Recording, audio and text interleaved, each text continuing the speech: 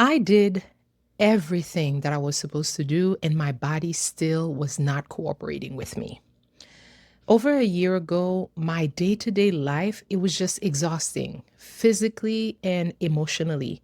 And I felt like I was running on a battery that could not hold a charge. I would wake up in the morning and I would have this burst of energy, and I'd feel like, hey, okay, today is the day that I get it together. But then by 3 or 4 p.m., I wasn't feeling like I needed a nap. It wasn't like a nap time feeling. I felt like someone had literally reached inside of me and sucked the life right out of my spirit. I also was in constant nagging pain. My lower back was screaming, my joint, especially my knees, they felt like they were grinding against each other. And the mood swings, oh my God, it was like clockwork. 2 weeks out of every single month, I was a prisoner of my own cycle. 2 weeks of preparing for the pain and 2 weeks of recovering from the heavy flow. And I realized that I was only actually living half of my life. I'm standing here today, 40 pounds lighter. I am no longer pre-diabetic. My A1C level is normal, but more importantly, I feel liberated. So if you are currently trying to manage your fibroids with tea, herbal medicine, or if you're taking antidepressants just to get through your period because your doctor will not listen, this conversation is for you because we are done suffering in silence. Let's go back a year and a half. I was going to my primary care doctor and I was complaining, and I told her, I am exhausted all the time. I'm in pain. I am gaining a lot of weight, and I do not know why this is happening. And what did she do? She just gave me a prescription because my mood swings, they were so bad around my period. They put me on antidepressants, and they told me that this would help balance me out. And for a month or two, I felt okay. But then the physical symptoms, they started getting worse. I'd leave the doctor's office and I would feel miserable and I felt resentful because I was paying my co-payment and I was doing all the blood work that they tell me to do, but I was still the one waking up in pain every morning. And I felt like the medical system, it was just putting a band-aid on a bullet wound. And then there was the sugar. My God, the sugar cravings. It felt like a faucet that I could not turn off. Every day around 5 p.m., I had this intense driving desire for something sweet. So I would go to Whole Foods.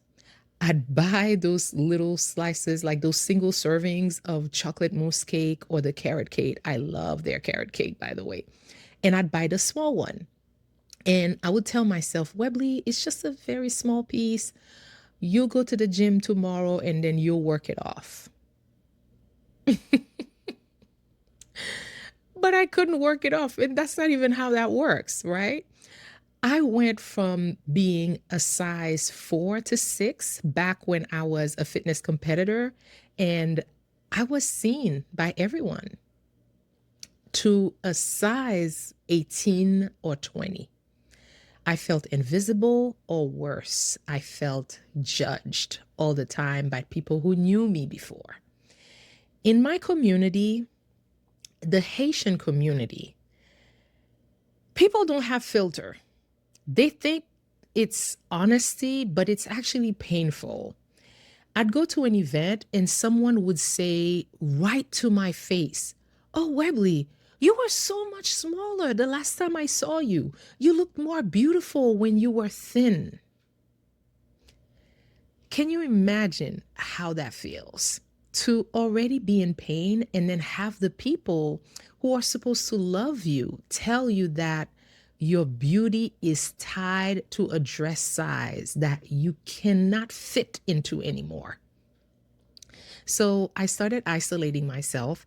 I did not want to be seen because I couldn't handle the remarks, the unsolicited remarks. So most of the time I stayed home, I ate the cake, and then sometimes I cried. I tried to solve it the only way that I knew how at the time. And the only way I knew how was extreme discipline, because I thought that if my body is failing, I just need to be harder on it. So I went into this fighting my body phase. I tried different diets. I remember trying the keto diet and I tried extreme fasts. I tried working out for hours until I was even more exhausted. And I was eliminating whole food groups, depriving myself, especially of carb. And I was living in a cage of rules, of things not to eat.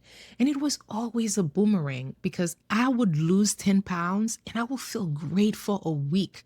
And then I will gain 15 back because my hormones, they were screaming for help and I was not listening. Finally, I hit a plateau. I looked in the mirror and then I said, maybe this is just it. Every woman in my family is big at that age. My mom was big, my aunts were big. Maybe my genetics have finally caught up with me. And I guess I'll just be content because I am clearly never going to be happy in my body. That's really how I felt. But then the pain got so bad that I couldn't ignore it anymore. And I realized that these hormones weren't just making me moody, they were wrecking my nervous system. And I felt it in my chest. I felt like a stranger in my own skin, like a stranger in my own body. I felt like my body just took over. And I decided right then, I am switching doctors and as many times as it takes until someone actually hears what I'm saying. And I am revoking access to doctors who just want to give me a pill and then send me away. I was not going to put up with that anymore. So I started searching for doctors and I found a new primary care doctor, a woman, and another woman. And for the first time, she didn't just reach for her prescription pad. She looked at me and then she said, let's find out why. She gave me something to calm my nervous system so I could actually think. And then she ordered a bunch of tests. She didn't just do the standard blood work, she ordered different types of ultrasounds. And I remember I went to get the ultrasound on a Wednesday. And then 3 days later, she called me herself. And then she said, Webley, your suspicions were confirmed. You have fibroids and they are massive. Your iron levels are dangerously low because you're anemic. You need to find a specialist for surgery immediately. I was anemic.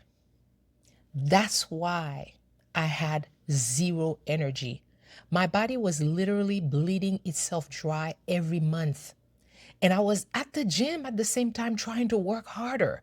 I was fighting a war that I had already lost. And when my doctor said the word hysterectomy, I didn't feel fear. I felt relief, but I still had to fight for the right to have the proper surgery. The first surgeon that I saw looked at my chart and said, we'll just remove everything. The uterus, the cervix, the ovaries, all of it. And I was 49 years old. And she said, you don't need them. Let's just be clear. let's take it all out. Besides, you're going to hit menopause by 51. So you'll just go into menopause a little sooner. And I asked, what about hormone therapy? How's that going to work? And she said, we just hope that we will find the right treatment for you. That's what she told me. Hope. I went home and I told my aunt, and thank God for her. She's a nurse. And she said, wait a minute, Webley, why are they removing your ovaries? If there is nothing wrong with them, why are they forcing you into a full surgical menopause today? You need to get a second opinion. I went back to the drawing board and I advocated for myself. I ended up finding a Latina surgeon who was also a CrossFit athlete. So she sat me down and actually educated me about everything that was happening in my body. And she told me, Webley, your ovaries are healthy. We're keeping them. We're going to remove the problem, the fibroids in the uterus. But we're going to keep your hormones as steady as we can. The night before the surgery, the scariest thought that I remember that I had, it wasn't about the loss of my womanhood, because my mom had told me that she felt like that, and she felt like she lost a part of herself after her surgery. But I didn't feel like that. My scariest thought was the weight. And I asked my surgeon, will the surgery make me gain even more weight? Am I going to wake up even bigger? And she looked at me in the eye and said, Webley, don't stop moving. Be patient, but don't stop. Your body is going to need time to heal, but you are going to get your energy back. That was so comforting. She told me to also read a book called Next Level by Dr. Stacy Sims. That book changed my life, and it taught me that as women in perimenopause and menopause, our body need different things, not less things. And I realized that I didn't need a depriving diet. I needed a lifestyle that worked with my biology, but not against it. It has been 1 year since that surgery this month. And let me tell you about the ice cream breakthrough. Once those fibroids were gone and my anemia was treated, that faucet of sugar cravings is just vanished. No more sugar craving. And I realized that my body wasn't weak. It was starving for iron and balance. I do not diet anymore. I eat what I love, including cake, including ice cream. I don't know if what I'm doing right now, I should call it a diet. Basically, I watch my macronutrients. Basically, when I'm eating, I pay attention to the amount of carbs, amount of protein, and amount of fat that I consume every day. And I chose this technique because this is the technique that I had used when I was a fitness competitor. And it worked beautifully for me before. My body responded very well to it. And what I love the most about it is that if you are eating something, and so right now, for instance, I am at 130 grams of protein per day. And I think 150 grams of carbs. I have to double check. But here's how it works. Whatever that I'm eating, as long as throughout the day, I stay within the amount of carbs, the amount of protein, and the amount of fat that I am supposed to consume every day for the week, I'm good. So you might be wondering, well, you can eat cake every day. Yes, you can. But here's the problem with that. The problem with that is that it will throw the numbers off because you are not consuming enough nutrients. You're not basically having a balanced meal. So the idea is that you can eat anything and not deprive yourself in moderation. But to think that you're going to have a ice cream diet or a cake diet, it's not going to work like that, because what will end up happening, for instance, you would go over your carb and you will not balance out for the day. So you wouldn't. So whoever came up with the science behind it, it is designed in a way so that by the time you reach all those three numbers for the day, the carb, the fat, and the protein, you have a balanced meal for the day. And you repeat that so many times that you get to a point, because I'm a visual learner, I get to a point that when I'm fixing my meal, I know. I know that, okay, this is the amount of vegetable, this is the amount of protein. So I just know. And I always plan my meal around my protein intake. And you magically end up having enough fiber too for the day. And that worked for me beautifully before. And I do it again now because I do not want to keep something that I love out of my diet, because it's not sustainable. For me, it is not sustainable. And I want to have a social life. I want to have a glass of wine, although I'm not a drinker, but rarely on a social event I would have a glass of wine. So I didn't want to deprive myself of everyday life. And here's the secret: I don't need a whole slice of chocolate mousse cake to quiet my nerves anymore. My nerves are finally quiet on their own. I can have 2 or 3 bites to enjoy the taste, savor it, and then I'm done.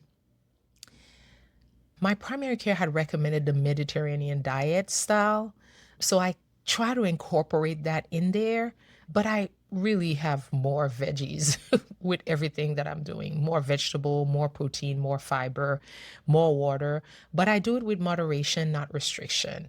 And I added joy back into my nutrition, and the weight started to fall off on its own. I stopped buying clothes that fit the size that I am. I started buying clothes that I actually love again. So no more ordering 3 different sizes of the same dress, praying that one of them works, and then paying a restocking fee to send them all back because they made me feel ugly. I actually like what I see in the mirror now.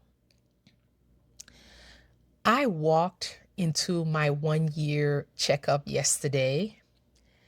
My A1C level, normal. I am no longer pre-diabetic. The weight, those 40 pounds, they didn't come off because I was fighting my body.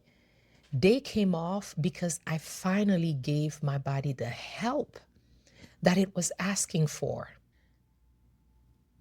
To my sisters who are listening to this right now, stop trying to solve this alone with teas and managing the pain. If you are drinking any funny stuff and hoping that your fibroids they would go away, I am telling you, get a second opinion. If your doctor is not listening, find a new one. If the new one doesn't listen, keep going until you find someone who listens.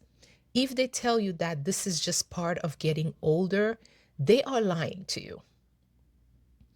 You deserve a high quality of life. You deserve to have energy after 4 p.m.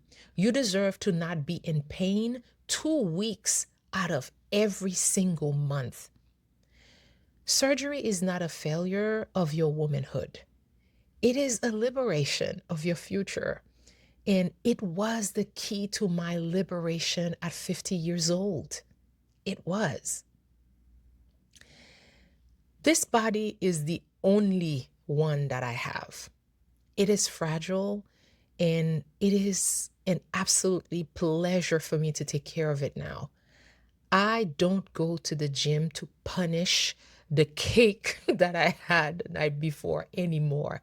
I go to the gym because it is my me time. It is my creative getaway.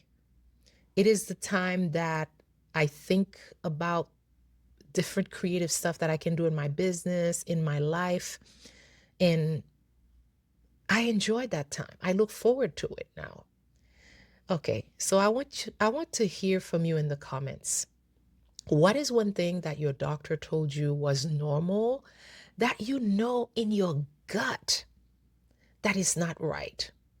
And what are you afraid of when it comes to surgery? Let's talk about it because we are not suffering in silence anymore, ladies.